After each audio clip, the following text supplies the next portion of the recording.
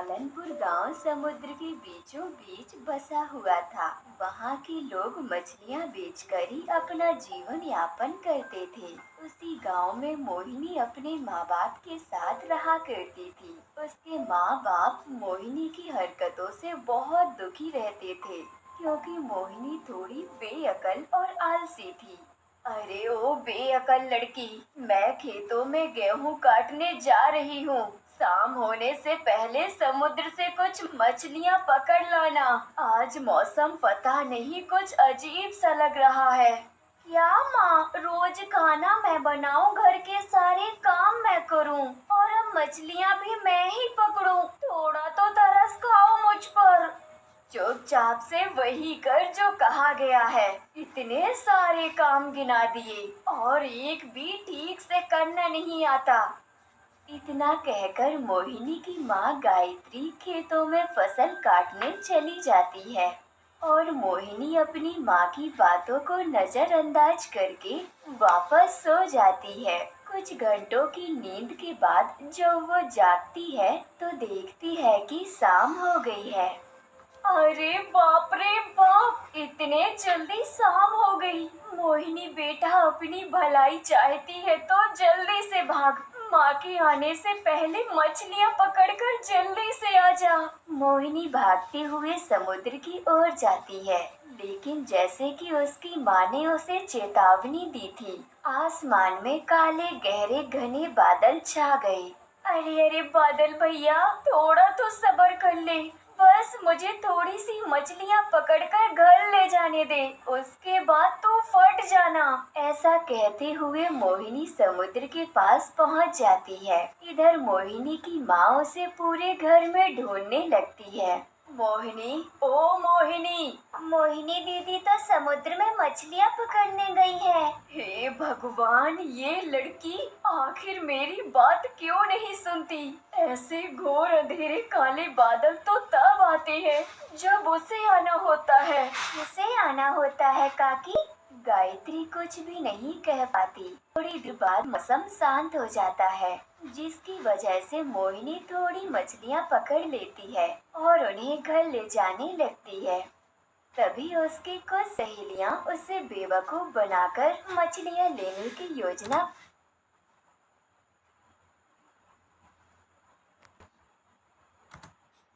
बनाती हैं। अरे अरे मोहिनी, ये मरी हुई मछलियाँ कहाँ ले जा रही है? अरे हट कविता, आज मेरा तुमसे बात करने का बिल्कुल भी मन नहीं है। मुझे पहले ही बहुत देरी हो गई है। अगर सही समय पर मछलियाँ लेकर घर नहीं पहुँची ना, तो मेरी माँ मेरी हड्डी पसली तोड़ देगी। देख मोहिनी, अगर तू घर पहुँच भी गई ना, तो भी आज तेरी हड्डियाँ टूटने से तुझे कोई नहीं बचा सकता।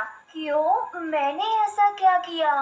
अरे मेरी बेअकल सहेली, भला क्या मरी हुई मछलियों को कोई पका कर खाता है? देख जरा, तेरे पास तो एक भी जिंदा मछली नहीं है। हाँ हाँ सविता, ये तो तुमने बहुत पते की बात की। अगर मैं इन मरी हुई मछलियों को माँ के पास ले गई तो वो तो इन्हें कुत्तों को खिला देगी। लेकिन सविता, अब तो मेरे पास दोबारा मछलियाँ पकड़ने का समय ही नहीं है। अब तो मैं पूरी तरह फंस गई। अरे अरे, जब तेरी सहेलियाँ तेरे पास हैं तो तू इतना क्यों फिक्र करती है? एक काम कर, ये सारी मछली हमें दे दे और इसके बदले मैं तुझे एक जिंदा मछली देती हूँ। मोहिनी अपने दोस्तों की बातों में बहुत ही आसानी से फंस जाती है और वो एक जिंदा मछली लेकर घर की ओर जाने लगती है। ये सारी घटना पेड़ के पीछे छुपा एक सुंदर नवयुवक देख रहा था और वो सोचता है, इससे बड़ी बेअक्ल लड़की तो मैंने अपने जीवन में नहीं देखी। भला पानी के बाहर कौन सी मछली जिंदा रहती है। खैर, मुझे ऐसे ही इंसान की तलाश थी। इसे मैं आसानी से अपने जाल में फंसा सकता हूँ। चंद्रेश मोहिनी का पीछा करने लगता है और उसके घर पहुंच जाता है। माँ, ओ माँ, देख मैं मछली लेकर आ गई। ये क्या, बस एक मछली? अरे क्या बताऊं माँ, रास्ते में आते समय सारी मछलियाँ मर गई थी। तो मेरी सहेलियों ने उन मछली के बदले मुझे ये जिंदा मछली दे दी। देख माँ, किया ना मैंने अकल वाला काम। तो ऐसे ही मुझे बेअकल कहती रहती है। गायत्री अपनी बेटी की ऐसी मूर्खता देखकर बहुत ही क्रोधित हो जाती है। आज तो तूने हद कर दी मोहिनी। इतनी बेवकूफ तू कैसे हो सकती है। आज तो तुझे मैं बिल्कुल खाने नहीं दूंगी। निकल जा मेरे घर से, तभी अकल आएगी तुझे। इतना कहकर गायत्री घर के दरवाजे बंद कर लेती है और मोहिनी दुखी होकर वापस समुद्र की ओर जाने लगती है। यही सही मौका है इस लड़की की मूर्खता का फायदा उठाने का। मोहिनी समुद्र के पास बैठी हुई थी। तभी चंद्रेश मौका पाकर उसके पास जाता है। कैसी हो होशियार लड़की। मुझे तो सब लोग बेअकल बोलकर मेरा मजाक उड़ाते हैं, लेकिन तुम पहले इंसान हो जो मुझे होशियार कह रहे हो। लगता है इस गांव में नए हो तुम। वैसे कौन हो तुम? जी, मेरा नाम चंद्रेश है और मुझे मेरे माँ बाप ने घर से निकाल दिया है और मैं तब से एक आश्रय के लिए बिक रहा हूँ। तुम मुझ गरीब को अपने घर के किसी कोने में छोटी सी जगह दे दोगी तो तुम्हारा बहुत आभार रहेगा। अरे, मेरे घर में मुझे ही नहीं रहने दिया तो मैं तुम्हें कहाँ से आसरा दे दूं? मैं तो खुद ही आज रात के लिए आसरा ढूंढ रही हूँ। लेकिन तुम्हें क्यों घर से निकाल दिया? फिर मोहिनी उसे सारी बातें बताती है। चंद्रेश को तो पहले से ही ये सब मालूम था, इसीलिए उसने पहले से ही एक पेड़ के पीछे टोकरी में मछलियाँ रखी हुई थी। वो पेड़ के पास जाता है और मछलियों से भरी टोकरी उसके सामने रख देता है। मोहिनी ये देखकर खुश हो जाती है।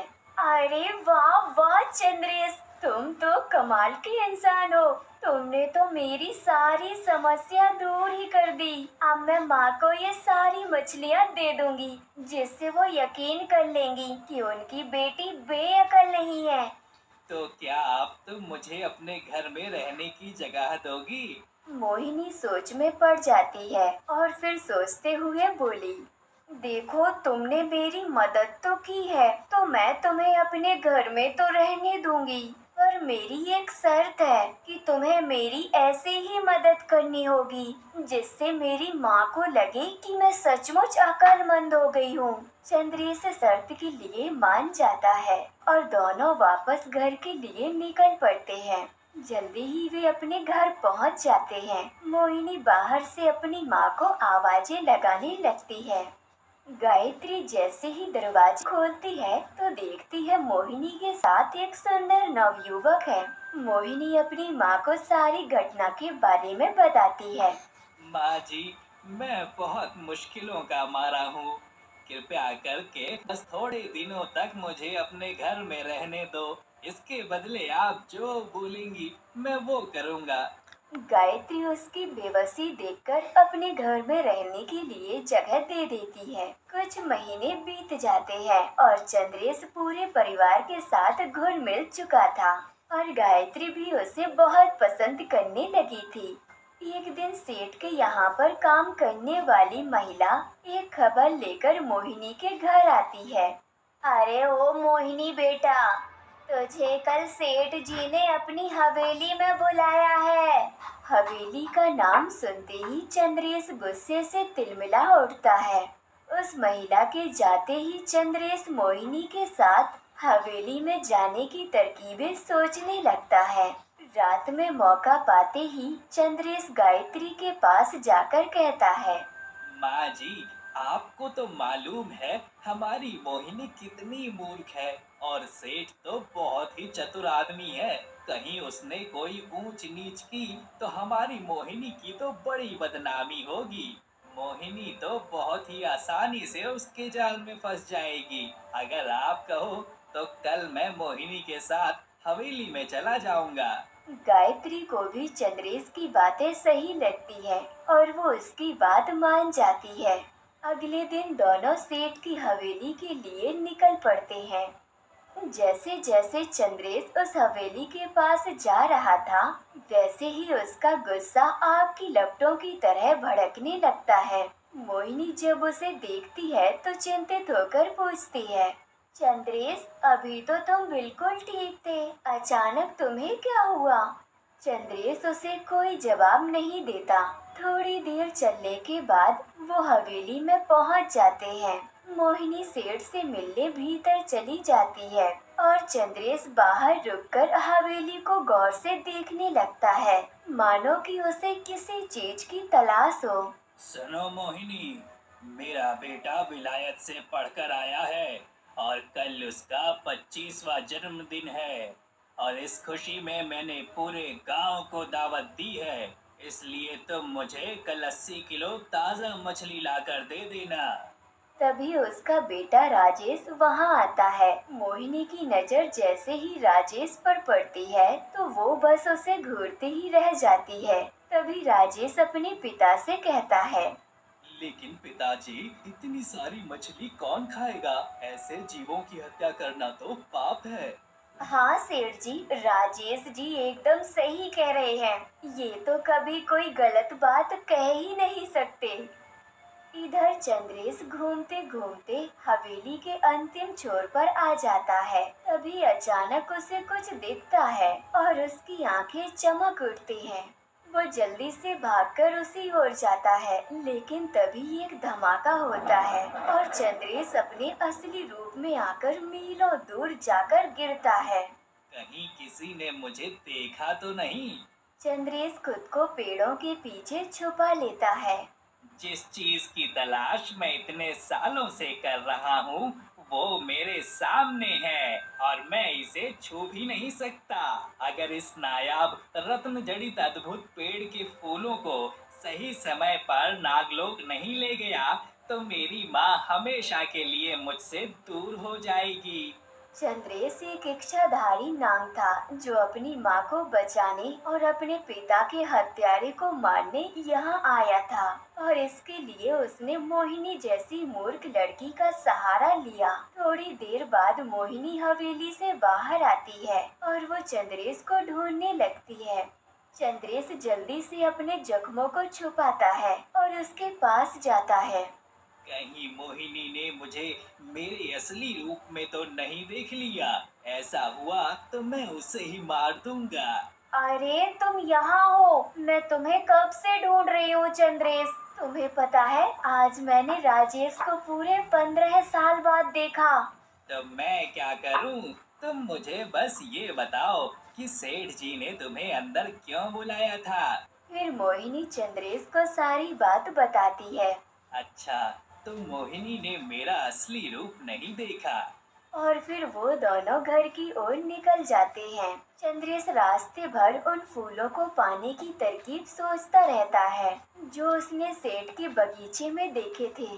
मोहिनी, चंद्रेश, तुम दोनों ठीक हो ना? हाँ माँ, हम तो बिल्कुल ठीक हैं। लेकिन आप इतनी घबराई क्यों हैं? अरे आज सेठ के बगीचे में कोई सांप आया था, इसीलिए सेठ ने वहाँ की सुरक्षा को और भी बढ़ा दिया है। तो इसमें क्या बड़ी बात है माँ, सांप तो हर जगह होते हैं और वो पेड़ों के बीच नहीं रहेंगे तो क्या हमारे साथ इस घर में रहेंगे? इसमें सुरक्षा बढ़ाने की भला क्या जरूरत थी? मोहिनी, तू वो सेठ से दूर ही रहना। उसने बहुत से सांपों के परिवार उजाड़े हैं और उसका कोई ना कोई दुश्मन उससे एक दिन जरूर बदला लेगा। माँ, ओ माँ, आज मुझे पूरे 80 किलो मछली पकड़नी है। आज शाम को मेरे राजेश का जन्मदिन है। मैं समुद्र में मछलियाँ पकड़ने जा रही हूँ। इतना कहकर मोहिनी खुशी खुशी मछलियाँ पकड़ने चली जाती है। शाम को सारी